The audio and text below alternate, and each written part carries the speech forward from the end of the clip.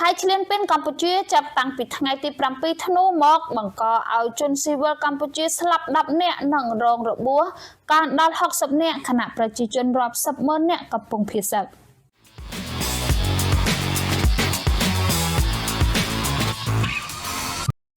សកម្មភាពវាប្រហារដោយប្រដាប់អាវុធរបស់យោធាថៃក្នុងការឈ្លានពានមកលើកម្ពុជាបានបង្កឲ្យប្រជាជនស្លូតត្រង់កម្ពុជាស្លាប់កើនដល់10នាក់ក្នុងនោះមានទីរួមម្នាក់និងអ្នករងរបួសកើនដល់60នាក់ខណៈប្រជាជនរាប់សិបម៉ឺននាក់កំពុងភៀសទឹកអ្នកនាំពាក្យក្រសួងការពារជាតិលោកស្រីម៉ាលីសុជាតាថ្លែងឲ្យដឹងបែបនេះនៅព្រឹកថ្ងៃទី11ខែធ្នូឆ្នាំ2025អ្នកនាំពាក្យក្រសួងការពារជាតិបានរាយការណ៍ពីស្ថានភាពនៅតាមបន្ទាត់ព្រំដែនកម្ពុជាថៃ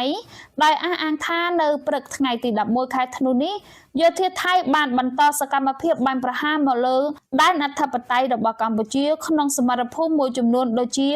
នៅខេត្តឧត្តរមានជ័យយោធាថៃបានបាញ់កាំភ្លើងធំចូលក្នុងប្រាសាទខ្នានិងនៅខេត្តបន្ទាយមានជ័យបាញ់ផ្លោងចូលភូមិប្រច័ន្ទឃុំអូបជាន់ស្រុកអូជ្រៅដែលជាភូមិរបស់ប្រជាជនស៊ីវិលរស់នៅមិនត្រឹមតែរំលោភបំពានលើអធិបតេយ្យកម្ពុជាប្រើប្រាស់អាវុធធុនធ្ងន់រួមទាំងយន្តហោះទម្លាក់គ្រាប់លើទីតាំងជនស៊ីវិលនោះទេលោកស្រីម៉ាលីសុជាតាថាយោធាថៃក៏បានបំផ្លិចបំផ្លាញប្រាង្គប្រាសាទខ្មែរ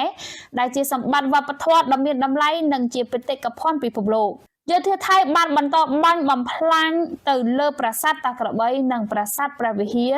ក៏ត្រូវបានទាហានថៃបាញ់ផ្លោងដាក់បង្កឲ្យរងការខូចខាតយ៉ាងធ្ងន់ធ្ងរផងដែរយោធាថៃបានបើកការបាញ់ប្រហារនិងទម្លាក់គ្រាប់បែកដោយមិនរើសមុខមិនរើសទីតាំងដើម្បីឈ្លានពានបូរណភាពទឹកដីកម្ពុជាចាប់តាំងពីថ្ងៃទី7ខែធ្នូឆ្នាំ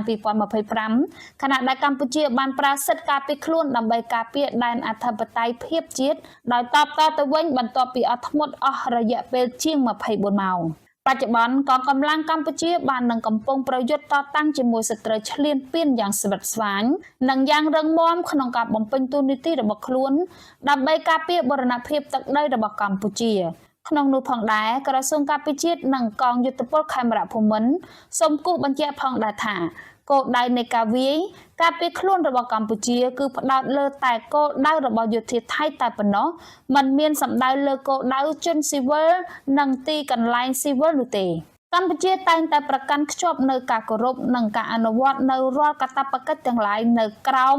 ច្បាប់អន្តរជាតិជាពិសេសច្បាប់មនុស្សធម៌អន្តរជាតិយ៉ាងម៉ឺងម៉ាត់និងច្បាស់លាស់បំផុតចូលបងប្អូនមានពាក្យយ៉ាងណាជូនពរដល់វីរៈកងទ័ពដ៏ក្លាហានអង់អាចរបស់យើងសូមចូលរួម comment និង share តាមការគួរ